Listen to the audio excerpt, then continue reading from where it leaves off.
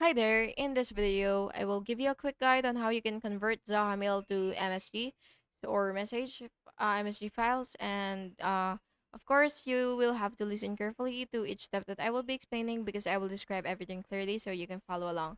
Before starting, make sure that you have Zoho Mail and a local email client like Outlook ready, and this helps you save individual emails in MSG format for sharing or backup. So first, what you will have to do is export the emails from Zoho Mail using export import. So go ahead and search for it. Export import.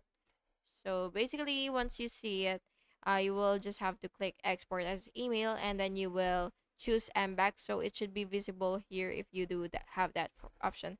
And then once you open your Outlook, you will import the MBAX file using a compatible converter tool. And after that, you will select the emails that you would want to convert. And then you will choose the file, and then you will click save as, and then the MSG for each selected email. And finally, you will just have to verify that the MSG files are saved correctly, and then you will just have to double check folder structure if needed. And that's basically just it. Thank you so much for watching this video, and I really hope it was helpful for you, and if it was, please make sure to like and subscribe for more videos like this. Thank you and have an awesome day.